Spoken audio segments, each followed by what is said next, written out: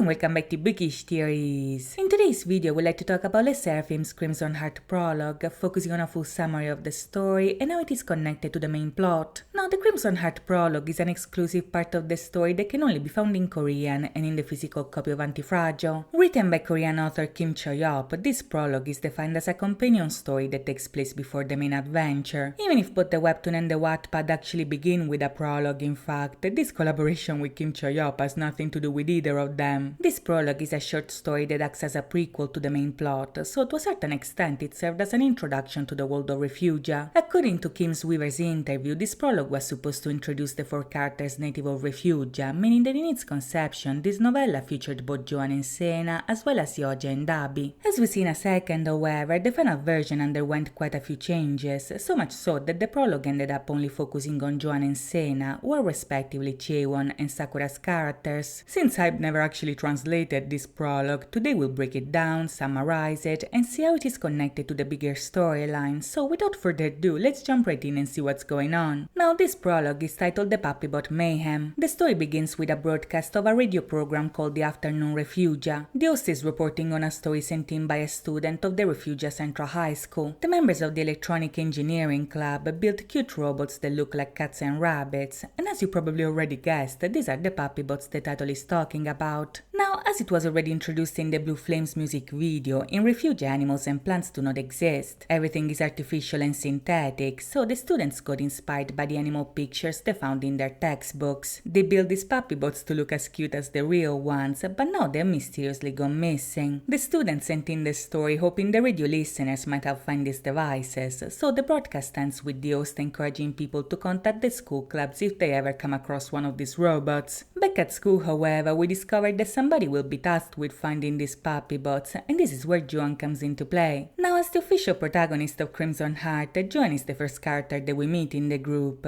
and right off the bat she is presented as a rebellious girl who is a bit of an outsider but is also an independent thinker. At the beginning of this story, Joan is stopped by one of the assistants, which are essentially humanoid robots that are used to keep everyone in check. While their top half is shaped like a human, their bottom half is like a cylinder that glides all over the place, being a nuisance for everyone. In school, these assistants are despised by the students, so much so that the kids call them nagging cans behind their back. To be fair, they're right about that, because these glorified Roombas not only nag them about everything, but they also have the audacity to punish the kids if they don't address them with honorifics. Joan and the rest of the students hate these machines, but since they have the same authority as the human teachers, they have to comply with what they say. Now, in this instance, Joan is being stopped by the assistant because she actually got into trouble. The day before, she had a fight with a boy called Danjo, the son of a very influential family of Refugia. Him and his friends have been harassing other students and spreading rumors about a power threatening Refugia. They like spooking kids with creepy stories about the green zones, which are restricted areas of the city, but also accusing the students themselves of being terrorists. When Joan saw them scaring a little kid with this stuff, she decided to intervene and confront them herself, but her intervention caused them to redirect their harassment on her instead. Since she was already an outsider with no friends, Danjo and his gang didn't think twice about making her the subject of their bullying. They started spreading rumors about her being secretly in love with the kid she defended, and when they saw her at the library, they started mocking her relentlessly. Sick and tired of this nonsense, Joan stood up from her seat in order to confront Danjo once and for all, but because of her sudden movement, the desk collapsed to the floor, hurting the boy's foot. On top of that, in the attempt to save the desk, Joan reached out to grab it, but while doing so, she accidentally hit him in the face. Joan hurt Danjo unintentionally, but his friends started saying that she threw her desk and punched him in the face on purpose, so even if the general consensus is that the guy kinda deserved it, Joan got in trouble anyway. Alerted by the gossip surrounding the incident, the assistant stopped Joan on her tracks and led her all the way in front of the office of Vice Principal Lidomer. Now, when Joan notices the nameplate on the door, she kinda gets scared, because in the story, Lidomer is a man with a very bad reputation. At the beginning of every school year, he's known to target students he doesn't like and torment them all year long for no reason. The best way to avoid being targeted is to stay out of his radar as much as possible, but now Joan is about to come into direct contact with this man. Even worse, she is being accused of attacking the son of one of the most influential families of Refugia, so the girl is rightfully scared because she has no one on her side. Right as she's about to enter the office, however, Joan is stopped by the arrival of Professor Manodan, a science teacher that Joan has known since middle school. In the prologue, Manodan is described as an oddball among the teachers, treated like a mysterious witch, but also with the reputation of having a lot of secrets. While Joan always slept through their lessons, she felt a strange sense of belonging while being with them, not to mention that their arrival might have actually saved her from confronting Lidomer. When Manodan interrogates her about the incident at the library, Joan recounts her version of events, but the professor doesn't really believe that it was an accident. They know Joan well enough to think that she's a good student, but they also think that she deserves to be punished for what she did to Danjo. Despite these issues are usually dealt with by Lidomer, Joan eventually convinces the professor to take matters in their own hands, so Manodan assigns her a task as a form of community service. The teacher gives her the choice to be helped either by an assistant or by a so-called sincere friend chosen by Manodan themselves. In the event that Joan refuses the task or decides to do it by herself, her case will be redirected to Lidomer, so left with no alternatives, Joan accepts the punishment and chooses the human friend as the helper. As it turns out, this sincere friend is none other than Cena, which in turn is Sakura's character. In contrast to Joan, Cena is a model student at the Refugia High School. As the granddaughter of one of the founders of Refugia, Cena is like a celebrity in the city. She's student president, a social butterfly, not to mention she is very well liked by the faculty, the students and the citizens alike. Cena's popularity very much intimidates Joan, because in contrast to her, she's an outcast, but also a difficult student who is very sarcastic and not the easiest to interact with. When Manodan reveals the identity of the sincere friend, Joan is very nervous about it, not only because she's antisocial and Cena is like a celebrity, but also because she kinda badmouthed Cena's grandmother during a debate competition about the founders. As it's also explained in both the webtoon and the Wattpad, Refugia historically recognizes three people as its founders. There's Boton the ruler, Ark the builder, and Kim the magician, who is none other than Cena's grandmother. In the prologue, Joan is portrayed as being very critical of Refugia's strict government, and during the semi-finals of the debate competition, she accused Kim of being irresponsible in her handling of security. In the attempt of creating a utopia where the citizens could live in complete safety, she built a prison the citizens could never escape from, where it's getting harder and harder to breathe. To be fair, Joan is not really wrong here. If we take a look at the way Refugia is portrayed, for instance, the city is completely isolated by a dome. On top of that, at this point of the story, the citizens have no way of escaping, nor any knowledge of what's in the outside world. In hindsight, however, Joan regretted what she said at the debate. For one, Boton and Ark were more to blame than Kim regarding the breathing conditions of Refugia, not to mention that Cena was watching the debate while she was criticizing her grandmother. Since that day, Joan promised herself to avoid Cena at any cost, not because she hates her, but because she's embarrassed. She feels uncomfortable at the idea of interacting with Cena, but Cena seems to have other plans because she actually volunteered to help her in her punishment. That very evening, in fact, Joan receives a sweet message from Cena inviting her to meet the next day at the Park of Light. As the day comes to an end, however, we also get an insight of how controlled her life in Refugia actually is. Even if Joan is not sleepy, a screen at her bedside reminds her to take plasticity nutritional supplements and go to bed in 30 minutes to make the recommended amount of sleep. In the prologue, it's explained that the pills she has to take are supposed to neutralize micropollution, and this might actually be connected to the oxygen problem that Joan pointed out during the debate. In the story, it's kind of implied that all citizens have to take these pills, but Joan is very reluctant to do so. Either way, she eventually takes the supplements and goes to bed, so the next day off she goes to the Park of Light. Now, the Park of Light is a memorial to commemorate the 10th anniversary of founder Kim's passing. Encompassing both the Museum of Natural History and the City Hall, the park is divided into two main areas with very different vibes. The outer section is more quiet and dedicated to the memorial, while the inner section is louder and more colorful. In a week, the Park of Light will host the celebrations dedicated to the founding of Refugia, so by the time Joan gets there, all the park assistants are wearing animal masks in preparation to the event. Despite the festive atmosphere, however, Joan is still very nervous, and when she eventually meets with Cena, the feeling gets even worse. Since Cena is famous, many people start following them around, but Cena is so used to it she barely reacts. Ignoring the followers, Cena takes Joan away to begin their assignment. Still unaware of what task she has to perform, Joan follows Cena to the east side of the park until they reach a construction site hidden behind a holographic wall. Cena stops in front of it, places her bag and a sack on a bench nearby, and then gives Joan a device that looks like a square patch made of metal. After that, much to Joan's surprise, Cena suddenly breaks into a gymnastics routine. She stretches her arms, raises them, spins around. She does a whole choreography without giving Joan any explanation whatsoever, and at this point the girl is pretty confused. She thinks that maybe the professor and the student president are playing a practical joke on her, because that's the only thing that would explain Cena having a dance break in the middle of the road. The reason behind this strange behavior, however, is soon explained by the sudden appearance appearance of a flying object flashing past them. As soon as she sees it, Cena tells Joan to stick the patch out towards the object. Joan hesitates, so Cena snatches it out of her hand and uses it to catch the object mid-flight. When Cena is able to secure the device, she finally reveals what their task actually is. In her hands, Cena is holding a cute robot shaped like a raccoon. That is one of the puppy bots that have been lost right at the beginning, so their quest is to retrieve them all and give them back to the rightful owners. In the prologue, it's explained that the creation of the puppy bots was part of a project that the Museum of Natural History has been pushing for years. The project was created to celebrate Kim's legacy as the founder of the safe city of Refugia, but also to honor her wishes to never forget the past world that humanity left behind. As I mentioned before, Refugia is only inhabited by humans. Even if in the actual story we'll discover that there's a whole world outside of the walls, the Refugians think that all animals and plants went extinct, and they are the only living creatures left alive. Because of that, the scientists of Refugia started working in the lab to recreate animals and plants artificially. They used those videos and photos as reference, and also opened this media to the public so that all citizens could remember the ecology of the past world. This scientific openness also caused some pushbacks, however, because Refugia might no longer have a legit ecosystem, but it sure doesn't like Karens walking around. There were people complaining that such a project would give children the impression that animals and plants still exist,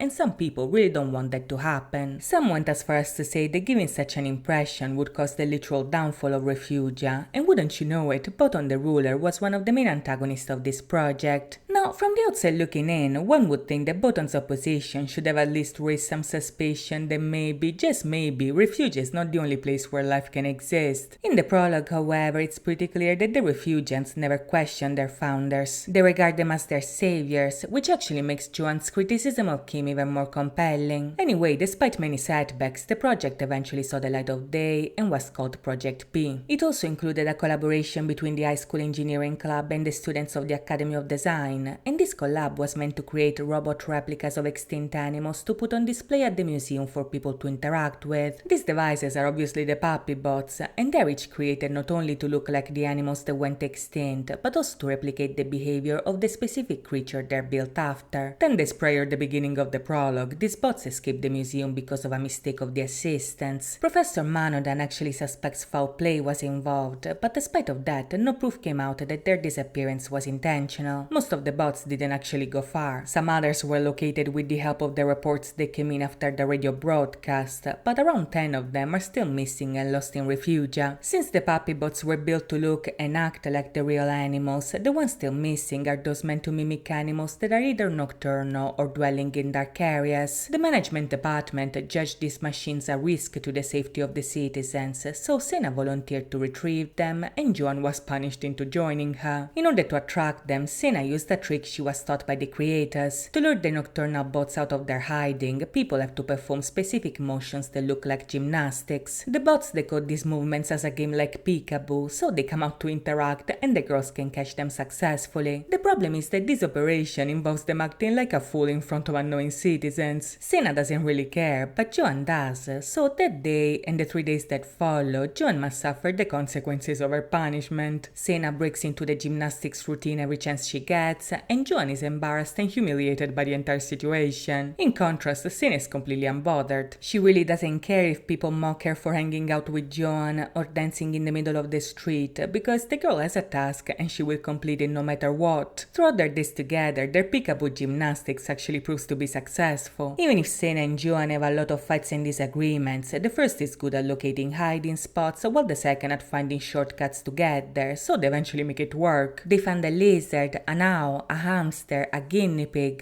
Bear in mind, all animals considered a safety risk for the citizens, but by the end of the 4th day, they actually hit a roadblock. One puppy bot is nowhere to be found, and at this point the options are getting limited. The only 2 places they haven't checked are the yellow belt and the trail leading in the middle of the forest, and neither of these options are very favorable. The yellow belt, for instance, is a production district with factories and power plants located at the outskirts of Refugia. It's a place where most citizens have no reason to go to unless they actually work there, so for some reason Joan and Cena decided it's unlikely for the puppy boat to be there. This leaves them with one last place to check, which is a trail passing through a forest located right in the middle of Refugia. Now once again, Refugia doesn't really have plants or animals, so you guessed it, this forest is not a real forest. The trail itself is surrounded by so-called green zones, which are restricted areas forbidden to the public. The reason a trail exists is because in the surrounding vicinity you can find a shopping center and a nursing home, but besides that, the green zones and the trail passing through them are pretty much off limits. Now towards the beginning of their task, Joan actually mentioned this trail as a possible hiding spot, but Cena always shut her off and decided to go someplace else. With nowhere left to search, however, Joan decides to address the elephant bot in the room and ask her why she's trying to avoid that place. As it turns out, Cena is scared of that trail. There have been rumors of people seeing an alien creature hiding in the green zones. It has the frame of a boy, the face of a monster, and it's known to rob people before running away. Bear in mind that these are the same rumors that Danjo was spreading at the very beginning of the story. He was going around saying that there was something scary going on, that something is off in the green zones, and Joan got in trouble specifically because she didn't believe him and confronted him about it. Now, however, Cena is implying that she believes these rumors, but when Joan questions her about it, Cena gets embarrassed and is peer pressured into going. She denies believing in the existence of a monster, but at the same time she cannot hide the fear when they eventually get there. Sure enough, the girls eventually find the last puppy bot hiding in the trail. Fighting the urge to run away, Cena locates the machine, performs the peekaboo gymnastics, and they finally catch the last robot shaped like a bunny. As they are about to leave, however, they hear a commotion coming from nearby, and when they get closer, they find what looks like a crime scene. They see an upset old man, police officers holding on to him, an assistant flashing its red lights, and the girls think that something big must have taken place. As it turns out, the old man was seemingly victim of a robbery. Something came out of the woods, stole from him, and then ran away, which is exactly what the rumors are all about. When Cena and Joan eventually get there, the officers were trying to convince the grandpa that he lost the item that he claimed was stolen, because crime doesn't really exist in Refugia. The old man, however, doesn't budge because he knows that he was robbed. Not knowing how to deal with this situation, the police is at a loss when one of the officers sees Joan and Cena and decides to blame them for the robbery. Since they are carrying a sack, they want to look inside of it, but even if Joan initially refuses, Cena decides to cooperate. The two girls are eventually let go because the officer recognizes that Cena is Kim's granddaughter, so as the sun sets, Cena goes to Manodan to give them the puppy bot, and Joan is finally free to go home. Despite she successfully fulfilled their punishment, however, Joan is still bothered by the events that took place on the trail, and the story concludes with Cena sending her a message asking her for help. Now, even if the prologue teases us with a to be continued, so far this version of the story ends here. In both the webtoon and the Wattpad, Joan and Cena first interact as members of the IPS testing team, so as I mentioned at the beginning, this prologue is a companion story rather than an actual prequel. The monster of the green zones might very well be the first indication that the blue fireflies have already entered Refugia, because the imagery is very similar to the first episodes of the story. Either way, if you'd like more videos about Crimson Heart, let me know in the comments down below. In the meantime, however, I hope you guys enjoyed this video, and if you did, please think about liking and subscribing. As always, thank you so much for watching, guys. I'll see you next time. Bye bye.